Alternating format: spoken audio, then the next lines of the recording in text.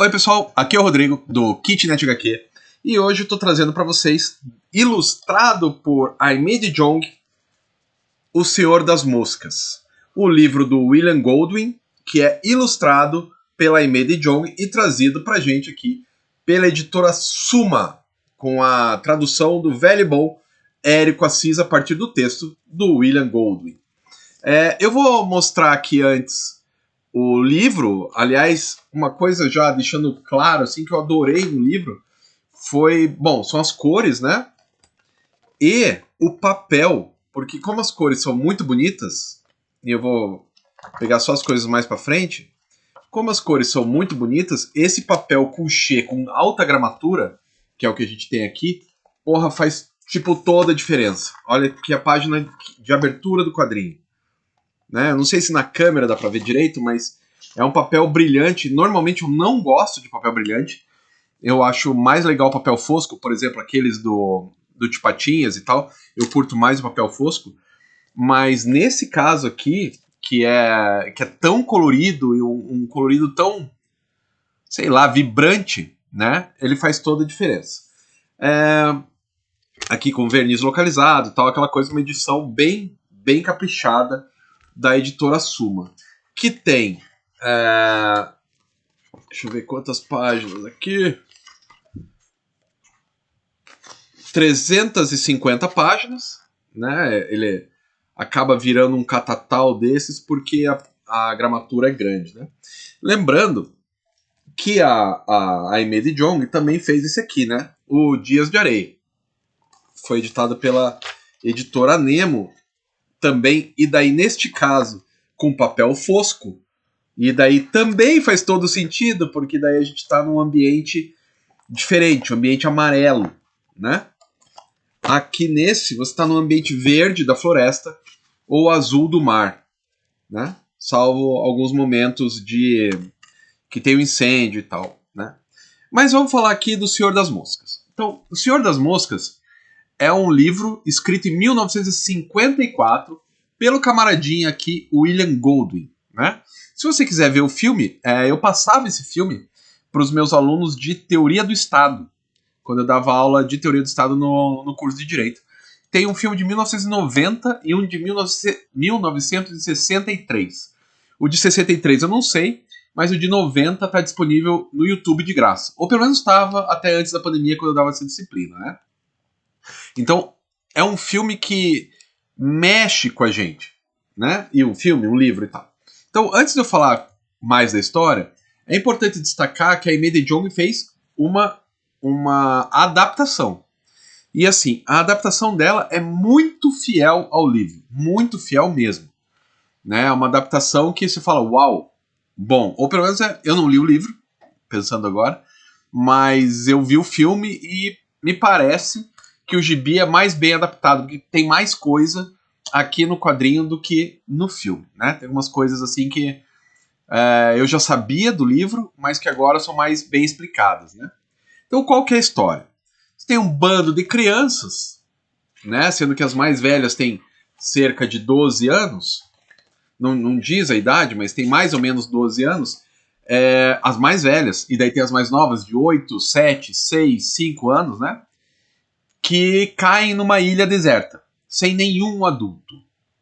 Eles eram de uma escola, e tinha uma galera que era do grupo de coral, outra galera que era da escola e tal, e eles caem de avião naquela ilha. Não se explica como que eles sobreviveram, não se explica como que morreram todos os adultos. Ponto. Porque não é isso que o William Goldwyn queria contar, né? A questão é que você tem adolescentes, quer dizer, você tem seres, esses de 12 anos, que são os líderes, né?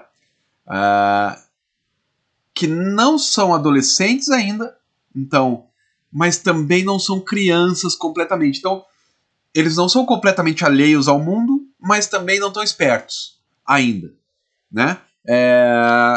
Então, assim, como que essa galera vai criar uma sociedade sem nenhum adulto? E com isso, o William Goldwyn, e daí com a ajuda da Aimee DeJong, vão traçar mais ou menos a psique da humanidade. Como que um ser humano se comporta, como que um grupo de seres humanos se comportam, né? Aí você tem os personagens principais, que é o Ralph, o Porquinho e o Jack, né? O Jack sendo antagonista, não necessariamente sendo mal, mas eles de alguma maneira se antagonizam, e daí acho que seria um spoiler se eu contasse mais, eu não vou fazer isso aqui, mas são todos meninos, isso também é uma coisa bem importante, são todos do sexo masculino, não existem garotas nessa história, né? E como que esse grupo vira um grupo, ou não? Como que eles se aliam, por que eles brigam e como que se estrutura essa sociedade, né? Então, assim, por exemplo, o Jack, à primeira vista, ele é um aliado. Depois ele deixa de ser. Mas por quê, né? Como que se constitui uma estrutura política na sociedade, os antagonismos? Como que você faz com que dois seres ou mais, né, que têm ideias divergentes consigam um consenso? Ou talvez eles nunca consigam um consenso. Daí aqui você tem sobretudo na parte da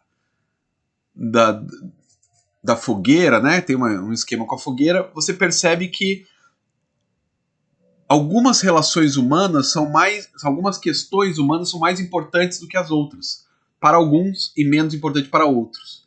Então todas essas nuances que a sociedade tem, o William Golding tentou trazer para cá. É legal também, uma outra coisa que eu tinha esquecido, mas é bom salientar, que em nenhum momento as crianças são traumatizadas pelo acidente. Ou são traumatizadas pela perda dos pais, pela dificuldade de encontrar os pais, né? Assim, ele narra, ela, né, no caso a Emily John que tá narrando, mas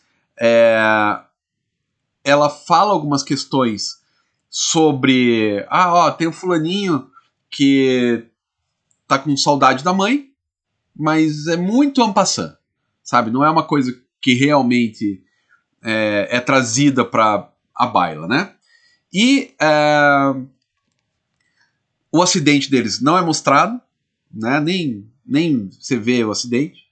E daí você descobre como que os grupos minoritários, como que é a questão minoritária funciona em um grupo, né? Então, assim, como que você se sente mal ou se sente bem em relação a um certo grupo? Quais as concessões que você faz para permanecer num grupo? Aonde que a sua ética é superior à do grupo, ou ela se sobrepõe à ética do grupo? Então, assim, é muito legal. É muito, mas muito, muito bom mesmo. E é uma história que é difícil de engolir. Porque ela tá falando não de 1954, desse grupo. Tá falando do teu vizinho. Ela tá falando da reunião de condomínio. Né? É sobre isso. Sobre a perda... quando você tem que dialogar, quando você tem que entrar em consenso. Tem a questão da perda da inocência, que também está muito destacada aqui, né? Tem um momento crucial ao final do livro que você vê, pronto, acabou a inocência, né? Mais ao final do livro, assim, que um personagem, não vou dizer qual, um personagem perde a inocência, os outros já tinham perdido, mas um ainda era meio inocente e tal. Também tem umas cenas aqui, cara, tem a página 264, eu até anotei aqui, que é uma referência aos refugiados. E, cara, é tão legal. Porque, assim, você percebe a Amy de Jong conversando com a galera dos refugiados e tal. Você entende o que ela tá pensando ali, né? Uma outra coisa também que é importante é perceber como a raça humana é displicente com as coisas. Sabe? Não, daqui a pouco melhora, e não, né? Você fica pensando também como que a única forma que a gente tem de se encontrar, de trabalhar junto, qualquer coisa assim, é pelo diálogo. E não se consegue isso sempre. E quando não se consegue o diálogo, o que você faz? O que você faz, Armesto? Né? Então, assim, a ignorância sobrepuja o bom senso, a ignorância sobrepuja a discussão, a conversa, né? E assim, você vê aqui uma sociedade sendo criada e sendo destruída. Essa é a jogada do livro, né? Tem um personagem aqui, além do porquinho, do Jack e do Ralph, que é o Simon, que é um personagem central na trama. Ele tem uma participação pequena, mas é central, né? E daí eu não vou dar muitos spoilers aqui.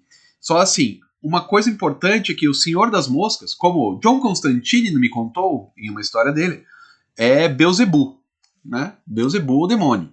Então aqui, o Senhor das Moscas, apesar de ser uma outra coisa que aparece ali e tal, ele é o Beelzebub. Você vê que é o demônio mesmo, e o demônio ele é o próprio ser humano, o próprio homem, como é postado aqui, já que são todos garotos, né? Tem uma outra cena espetacular, assim, que eu tava lendo e ela é tão doída, está bem mais... Deixa eu ver qual que é a página aqui, para você saber, né? Só para falar qual é a página. Na página 297. Página 297 tem uma coisa que você fala...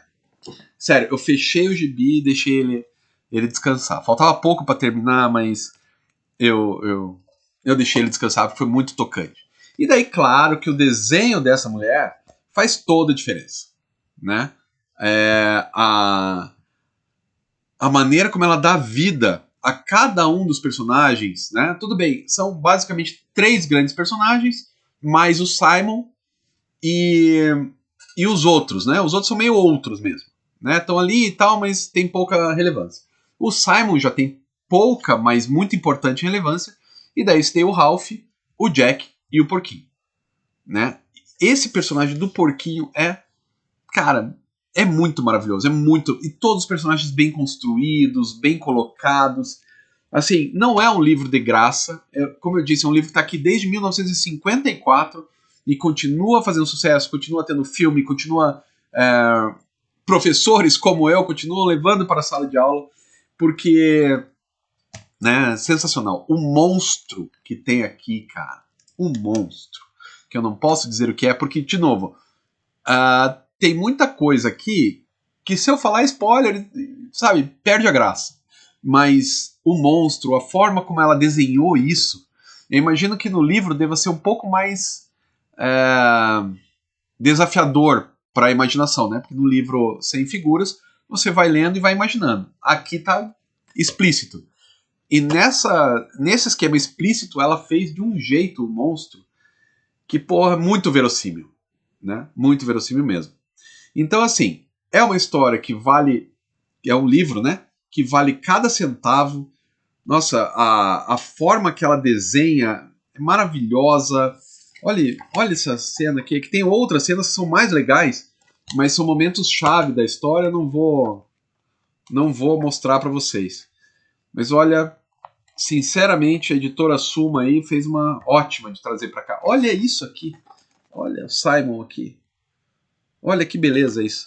Então, assim, do William Goldwyn, adaptado e ilustrado pela Aimee de Jong, a gente tem O Senhor das Moscas. Espero que você leia esse livro, né? Se você principalmente já leu o livro original ou viu o filme, comenta aqui embaixo pra gente saber se conseguiu chegar lá. Eu acho, particularmente a partir do filme que eu assisti de 1990, esse gibi é melhor. Se eu fosse dar essa matéria hoje, eu daria o gibi em vez do filme. Mas... o que você acha? Beleza? Então, comenta aqui embaixo se você puder e a gente se vê na próxima semana. Até mais!